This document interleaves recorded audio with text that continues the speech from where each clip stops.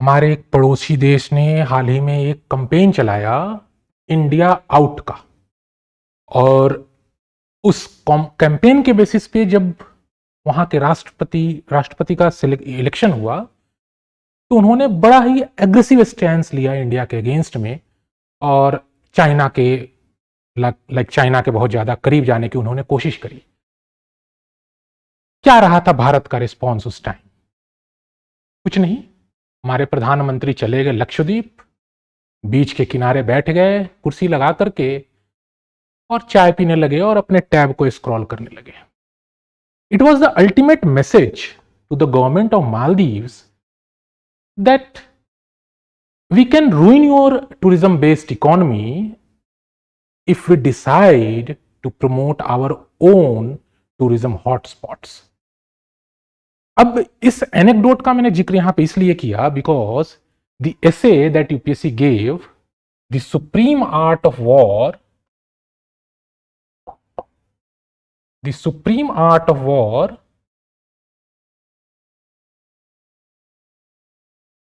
is to subdue the enemy without fighting. तो इस मालदीव्स वाले केस में हमने क्या किया? हमने कोई लड़ाई नहीं लड़ी, कोई बयानबाजी नहीं करी, कोई एग्रेसिव स्टैंस नहीं लिया, बट हमने एक छोटा सा ऐसा एक्शन लिया जिससे पूरा नैरेटिव सेट हो गया, पूरा बैकग्राउंड सेट हो गया। एंड मालदीव्स की जो टूरिज्म बेस्ड इकोनॉमी थी that started to see a decline because the tourism of Maldives, a very major chunk of tourists going to Maldives came from India.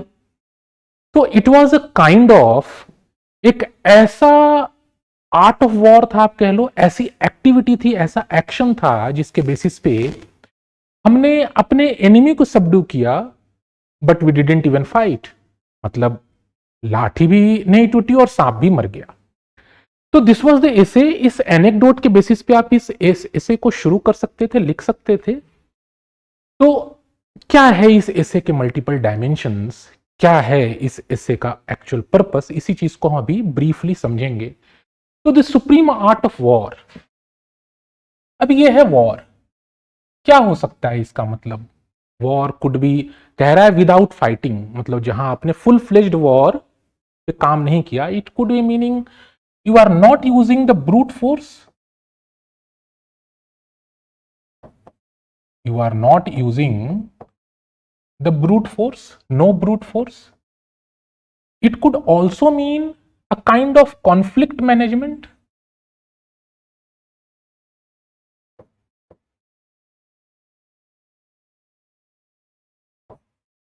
If you are in a conflicting situation, आप कैसे उस conflicting situation को manage कर सकते हैं, this is also is a kind of war. एक तरीके का वॉर है, बिकॉज आप युद्ध स्तर पर किसी चीज को अचीव करना चाहते हैं, आपकी एक्टिविटीज, आपके एक्शंस कैसे हैं। तो that is also kind of war, कि आप कैसे अपने कॉन्फ्लिक्ट को मैनेज कर रहे हैं। मैनेज इस तरीके से करना है कि you do not get any negative impacts, कोई नकारात्मक प्रभाव आपके ऊपर ना पड़े। तो दिस इज काइंड ऑफ, आप कह सकते हो कि वॉर का एक ब्रॉड मीनिंग जो यूपीएससी के एसेस की डिमांड होती है कि आप उसके ऐसे टॉपिक्स को कितना स्ट्रेच कर सकते हैं, कितना ब्रॉडली इंटरप्रेट कर सकते हैं। तो दिस कुड बी, आप लगा लो कि वॉर का मीनिंग क्या है, उसका एक extended dimension. Then it is saying subdue the enemy. Enemy कुछ भी हो सकता है, एनिमी कुछ भी हो सकता है, कोई व्यक्ति हो सकता है, कोई देश हो सकता है, आपके स्वयं के विचार हो सकते हैं जो आपका एनिमी हो। आप तरक्की करना चाहते हैं, आप कुछ काम करना चाहते हैं, बट आपका जो मेंटल स्टेट है that is so regressive, that is so restrictive कि वो आपको कोई भी अच्छा डिसीजन नहीं लेने दे रहा, वो भी आपका एक एनिमी हो सकता है। आपके सिचुएशंस आपके एनिमी हो सकते हैं। आप जिस परिस्थिति में हैं, जिस सिचुएशन में हैं, उस सिचुएशन से आप बाहर निकलना चाहते हैं, उसके लिए स्ट्रगल करना चाहते हैं, that is also your enemy. तो it is saying subdue the enemy. क्या मतलब हो सकता है इसका? सबड्यू द एनिमी मतलब आप अपने एनिमी, मतलब आप अपने ऑपोजिशन को, अपने विरोधियों को, you are like weakening them, और you can say you neutralize them. आपके जो एनिमीज हैं उनका न्यूट्रलाइज कर दिया, उनको इनइफेक्टिव कर दिया आपने। or you weaken your opposition. Weaken है कि नहीं? सबड्यू द एनिमी का मतलब आपने न्यूट्रलाइज कर दिया, वीकन कर दिया। एनिमी सिर्फ कोई दुश्मन नहीं है, कोई व्यक्ति विशेष नहीं है। हो सकता है ये एनिमी आपकी सिचुएशंस हो, आपकी परिस्थितियां हो, आपके विचार हो, कोई देश हो, आपकी सोसाइटी हो, आपका समाज हो, या आप खुद भी हो। ठीक है, now it is saying without fighting. तो फाइटिंग का तो मतलब जनरल सेंस में आप यही लगा सकते हैं कि फाइटिंग का मतलब हो गया कोई युद्ध हो रहा है, मिलिट्री फोर्स इन्वॉल्व है, वायलेंस इन्वॉल्व है। But it is saying without fighting. क्या मतलब हो सकता है विदाउट फाइटिंग का? It could B diplomacy. आपने डिप्लोमेसी के थ्रू कोई चीज, किसी चीज को अचीव करा जो वॉर के थ्रू हो सकता था, उससे बेटर है कि आपने डिप्लोमेटिकली उस चीज को अचीव करा। Without fighting it could also mean you are setting some narrative or propaganda.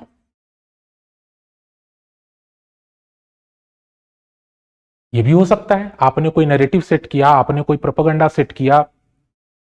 और क्या हो सकता है इसका मतलब? It could also be very important economic. Economic भी तो हो सकता है। आपने ऐसा इकोनॉमिक एक्शन कोई लिया, ऐसा कोई डिसीजन लिया जिसके बेसिस पे आपने अपना ओवरऑल गोल अचीव किया। So it could be economic as well, it could be psychological as well. Psychological as well, आपने अपने विरोधियों के सामने, अपनी स्थिति के सामने ऐसा सिचुएशन क्रिएट कर दिया कि उसने डर से, भय से, या due to any other factors वो आपकी बात मानने को तैयार हो जाए, वो सबड्यू हो जाए। तो this could also be one of the dimensions, one of the meanings of the term without fighting. इसके अलावा we can also talk about moral strength.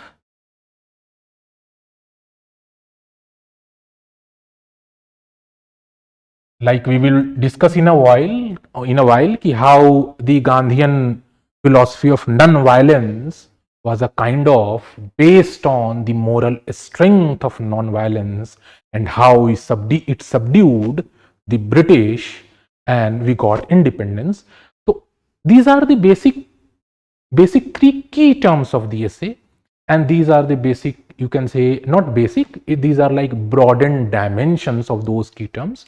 Now the essay expected you to evaluate whether it is possible in all circumstances that you can subdue your enemy without fighting, and if it is happening, can it be called a supreme art of war? So yes, if without fighting we are able to subdue our enemy, obviously we can call it a supreme art of war. But क्या ये हमेशा संभव है? So what are the circumstances when war not needed? या ऐसे क्या क्या circumstances हैं जब वॉर को अवॉइड किया जा सकता था या किया गया है और हम अपना ऑब्जेक्टिव अचीव कर सकते हैं? व्हाट आर दो सर्कमस्टांसेस? तो सबसे पहले तो अगर आप चलें हिस्ट्री में, और सबसे पहले अगर आप देखें मौर्यन एडमिनिस्ट्रेशन की अगर आप बात करें तो क्या था? The Kautilyan philosophy was to keep an eye on all your adversaries. ये कौटिल्यन फिलॉसफी का एक बहुत बेसिक सा एस्पेक्ट था। होता क्या था उसमें? Mauryan administration focused a lot on espionage, मतलब जासूस लोगों को रखने के पीछे बहुत ध्यान दिया गया। अलायंस बहुत बिल्ड किए मौर्यन एम्पायर ने। तो इसका अल्टीमेट ऑब्जेक्टिव ये था कि if we are building alliances और if we are going like investing और गोइंग फॉर एस्पैनेज, जासूस, इंटेलिजेंस, इन चीजों के ऊपर ध्यान करते हैं, तो we can keep an eye on our enemies and we can subdue the enemy without entering into a full fleshed war. इसके अलावा हिस्ट्री में you can also talk about Gandhi, the favourite example of all UPSC aspirants. कुछ नहीं मिला गांधी जी। गांधी जी का जो non violence concept था, concept of non violence, that was a kind of अंग्रेजों के खिलाफ हमें हथियार नहीं उठाने हैं, उनसे हमें वायलेंटली नहीं लड़ना है, हमें सत्याग्रह के बेसिस पे, हमें with calm endurance we need to fight और काउंटर द ब्रिटिश। और इसकी वजह से it was greatly responsible for India's independence. इसके अलावा और कौन सी स्थिति थी हिस्ट्री में, अगर आप जाएंगे वर्ल्ड हिस्ट्री या कॉन्टेक्स्ट में अगर आप जाएंगे तो कोल्ड वॉर एरा को भी अगर आप देख लें तो cold war era was also kind of की दो ग्रुप्स थे, US and USSR, and they were both on the fringe of getting involve in to a war, but दोनों ने ऐसा डिटरेंस क्रिएट किया हुआ था कि फुल फ्लेज्ड वॉर हुआ ही नहीं, और अल्टीमेटली जो यूएस का जो मेन एनिमी था यूएसएसआर, दैट डिसइंटीग्रेट हो गया वो। इसके अलावा एक बहुत इंपॉर्टेंट जो आप कह सकते हैं इस ऐसे टॉपिक से रिलेटेड बहुत इंपॉर्टेंट जो कॉन्सेप्ट है वो है इकोनॉमिक कॉन्सेप्ट।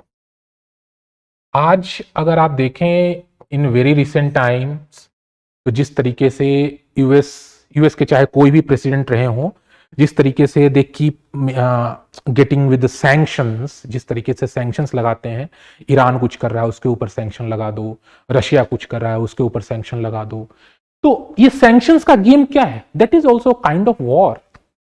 अब वो वॉर ऐसा है कि हम आपके साथ मिलिट्रीली इन्वॉल्व नहीं होंगे, बट हम आपकी इकोनॉमी को इतना कमजोर कर देंगे कि आप अमेरिका की बात मानने को मजबूर हो जाएंगे। तो इकोनॉमी के कॉन्सेप्ट में जो टैरिफ है, जिसे हम बोलते भी हैं टैरिफ वॉर, तो क्या है ये? This is also kind of war, tariff war है, that is also kind of war की इकोनॉमिक कॉन्टेक्स्ट में। इसके अलावा अगर आप देखें, अगर आप चाहें तो देख सकते हैं जैसे चाइना की जो बेल्ट एंड रोड इनिशिएटिव है, चाइना जिस तरीके से इंफ्रास्ट्रक्चरल डेवलपमेंट के लिए is investing a lot in other countries, for example in Africa, in Bangladesh, in India's neighbourhood, in south east Asia और अदर प्लेसेस, तो this is creating a kind of dependency, आप जिसे कह लो, एक ऐसी डिपेंडेंसी क्रिएट की जा रही है कि चाइना का इन्फ्लुएंस उन पर्टिकुलर कंट्रीज में और उन पर्टिकुलर रीजन्स में इतना बढ़ जाए कि कल को चाइना के लिए वो एक सपोर्ट के रूप में काम करे। इसलिए चाइना बहुत ही एग्रेसिवली अपना इन्फ्लुएंस एक्सपैंड कर रहा है। अफ्रीका में बहुत एक्सपैंड करा उसने, साउथ एशिया में, इंडिया के नेबरहुड में बहुत एक्सपैंड करा। तो ये भी एक तरीके की ऐसी आर्ट ऑफ वॉर है, एक ऐसा वॉर है जिससे हमने मिलिट्रीली इन्वॉल्व नहीं हुए, पर हम कोशिश कर रहे हैं कि हमारे जो एनिमीज हैं उनको हम कंट्रोल कर सकें, सबड्यू कर सकें। इसके अलावा अगर आप और सोचना चाहें और देखना चाहें तो इसके अलावा एक कॉन्टेक्स्ट आप ले सकते हैं साइकोलॉजिकल। साइकोलॉजिकल वॉरफेयर जब होता है, इन दैट केस जो प्रोपेगेंडा चलता है, एक नैरेटिव सेट किया जाता है किसी चीज के अगेंस्ट में, दैट फॉर एग्जांपल आप इजराइल और पैलेस्टाइन का इशू ले लीजिए, तो both the groups, both the sections are kind of involved in a kind of propaganda। तो उधर से अगर टेररिस्ट ऑर्गेनाइजेशन है हमास जैसे, तो वो अपना प्रोपेगेंडा चला रहे हैं कि Israel is killing the kids, और इजराइल अपना प्रोपेगेंडा चला रहा है कि Hamas is sheltering behind the civilians. हो सकता है सच भी हो, मैं ये नहीं कह रहा कि गलत ही है, पर ये बात है कि दोनों अपने अपने तरफ से तर्क दे रहे हैं। तो दैट इज एक तरीके का एक ऐसा साइकोलॉजिकल वॉरफेयर है जिससे नैरेटिव सेट किया जा रहा है ताकि हम अपने अपोजिशन को ह्यूमिलिएट कर सकें, उसके ऊपर प्रेशर बना सकें। टेक्नोलॉजी के कॉन्टेक्स्ट में अगर आप देखें, अगर आप टेक्नोलॉजी के कॉन्टेक्स्ट में देखें तो आप लगा लें साइबर वॉरफेयर, बहुत ही अच्छा एग्जाम्पल है साइबर वॉरफेयर इस ऐसे टॉपिक के लिए। साइबर वॉरफेयर में आपने मिलिट्री को इन्वॉल्व नहीं करा, but still you stuck at the core economy और infrastructure of your enemy country, और उससे क्या हुआ कि आपने अपने गोल्स अचीव कर लिए without getting into the full fledged war. तो ये 3-4 बेसिक से डायमेंशंस थे। इसके अलावा आप इसको पॉलिटी से भी कनेक्ट कर सकते थे कि किस तरीके से पॉलिटी में, like you are United Nations का आप एग्जांपल दे सकते थे, ह्यूमन राइट्स का एग्जांपल दे सकते थे कि हाउ गवर्नमेंट्स को टॉपल किया जा रहा है, किस तरीके से बांग्लादेश की सरकार, इलेक्टेड गवर्नमेंट को टॉपल कर दिया गया। ये सब भी एग्जांपल आप दे सकते थे किस तरीके से पॉलिटिकल इंटरवेंशन के रूप में भी एक supreme art of war consider किया जा सकता है। तो पॉलिटिकल इंटरवेंशन भी आप यहां पे कंसीडर कर सकते थे। पर क्या ऐसा कहा जा सकता है कि war is not needed? Can we avoid war in all circumstances? ऐसा कहना शायद सही नहीं होगा, because there are circumstances when war is needed। अब यहां पे अगेन वॉर का मतलब मिलिट्री इन्वॉल्वमेंट नहीं है। War could be anything, your aggressive stance, your proactiveness, वो वॉर हो सकता है। तो ऐसी कौन सी सिचुएशंस हैं जब वॉर की जरूरत है? कौन सी सिचुएशंस हो सकती है? हमने अभी गांधी जी का नॉन वायलेंस लिया, तो क्या Gandhi's non violence would have worked if the situation around 1940s were not against the British। उस टाइम जो वर्ल्ड वॉर का जो सिनेरियो था, वर्ल्ड वॉर की बात करें या क्विट इंडिया मूवमेंट की बात करें या रॉयल इंडियन नेवल म्यूटिनी की बात करें, तो कहीं ना कहीं ये सारी चीजें भी इस बात को डिसाइड करती थी कि जो गांधी जी का नॉन वायलेंस था, that acted as a very good point, very good like you can say platform, जिसके बेसिस पे इंडिया को इंडिपेंडेंस मिली। इसके अलावा अगर आप देखें तो अगर किसी का ऑपरेशन हो रहा है सोसाइटी या कॉन्टेक्स्ट में, अगर आप देखें ऑपरेशन हो रहा है, मतलब किसी को दबाया जा रहा है, किसी कमजोर वर्ग को दबाया जा रहा है, और उस केस में आप सोचें या सड़क पर आप चले गए और आपने देखा है किसी को क्रूरता के साथ किसी के साथ मारपीट की जा रही है, जैसे आप मॉब लिंचिंग का केस ले लें, तो क्या उस केस में आपका एक्टिव इन्वॉल्वमेंट रिक्वायर्ड नहीं है? या उस केस में आप छोड़ देंगे कि I will give them flowers what if they will work? तो आपको देखना पड़ेगा कि कौन सी स्थितियां हैं जहां पे एक्टिव इन्वॉल्वमेंट की बहुत ज्यादा जरूरत है। एक third very important aspect related to this issue, this essay, is the concept of deterrence. कोई भी वॉर, किसी भी सिचुएशन में वॉर होगा या नहीं होगा, ये इस बात पे भी निर्भर करता है कि आपके एडवर्सरी की डिटरेंस कैपेबिलिटी क्या है, उसकी क्षमता क्या है। अब सपोज कीजिए कि यूएस और ईरान एक दूसरे से संधि करना चाहें, तो क्या वो संधि इक्वल टर्म्स में पॉसिबल है? शायद पॉसिबल नहीं हो पाएगी। रीजन बीइंग कि जब भी कोई संधि होती है तो संधि हमेशा बराबरी वालों में पॉसिबल। एक कमजोर आदमी एक ताकतवर आदमी के साथ इक्वल टर्म्स पे संधि नहीं कर सकता। तो अगर आपने कोई ऐसा आर्ट ऑफ वॉर, ऐसी कोई चीज, ऐसी कोई तरकीब निकाली है जिसके बेसिस पे आपके विरोधी सबड्यू हो जाएं, तो उसके लिए कहीं ना कहीं आपकी क्षमता बहुत मायने रखती है। अगर भारत पाकिस्तान को सिर्फ बोलियों से, अपनी जुबान से धमकाता रहे कि हम तुम्हें बर्बाद कर देंगे, और भारत के पास ब्रह्मोस ना हो, परमाणु ना हो, तो क्या पाकिस्तान भारत से डरेगा? तो this deterrence is very important concept.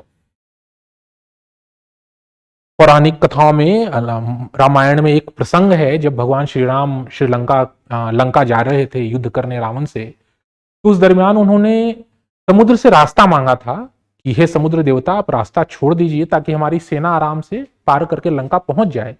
इसके लिए वो समुद्र किनारे बैठ गए, प्रार्थना करने लगे, तपस्या करने लगे। 3 दिन बीत गए, एक दिन बीता, दूसरा दिन बीता, तीसरा दिन बीता, पर समुद्र देवता प्रकट नहीं हुए, ना ही उन्होंने रास्ता दिया। उस केस में क्या हुआ कि भगवान श्री राम, बिकॉज समुद्र देवता को लगा कि भाई हम रास्ता कैसे देते हैं, समुद्र है, हमारी अपनी बायोडाइवर्सिटी, हम आपको रास्ता कैसे दे दें। उस केस में क्या किया, फिर उसके बाद क्या हुआ कि भगवान श्री राम को जब क्रोध आया तो उसमें उन्होंने अपना धनुष उठाया और बोले कि अब मैं बाण चला करके इस समुद्र को सुखा दूंगा। तब जाकर के समुद्र देवता कहीं प्रकट हुए और उन्होंने बताया कि क्यों वो रास्ता नहीं दे सकते। फिर जाकर के जो पुल बनने वाला जो प्रसंग है वहां पे आया। तो यहाँ पे एक बड़ा अच्छा सा एक आप कह लो कि श्लोक है कि विनय न माना जलधि जड़ गए 3 दिन बीती, विनय न माना जलधि जड़ गए 3 दिन बीती, बोले राम सकोप तब भय बिनु हो ही न प्रीति। मतलब विनती करने से लाभ नहीं होता। अगर आपके अंदर क्षमता है और अगर आपके विरोधियों के मन में आपका भय व्याप्त हो, तो ही आपका भी मार्ग बनता है, तो ही आप संधि भी अच्छे से कर सकते हैं, तो ही आप विरोधियों को परास्त भी कर सकते हैं। तो ये कहना कि the supreme art of war without fighting we can subdue the enemy, हर कॉन्टेक्स्ट में शायद ये सही नहीं होगा, पर यह जरूर है कि अगर आप चाहते हैं कि बिना लड़ाई लड़े आपको विजय हासिल हो जाए, तो उसके लिए डिटरेंस होना बहुत जरूरी है। आपकी कैपेबिलिटी इतनी अच्छी होनी चाहिए, आपकी कैपेबिलिटी इतनी अच्छी होनी चाहिए, आपकी क्षमता इतनी विकसित होनी चाहिए कि कोई आपसे पंगा लेने से पहले भी 4 बार सोचे। तो ये बहुत ही इंपॉर्टेंट एस्पेक्ट है इस एसे का, डिटरेंस का, कैपेबिलिटी का। तो इस तरीके से you could have written this essay, you could have concluded it कि war can be avoided, but it is ultimately our willingness to avoid the war, it is ultimately our capability to avoid the war that is also of utmost importance. इस तरीके से you could have written this essay. I hope this session was useful.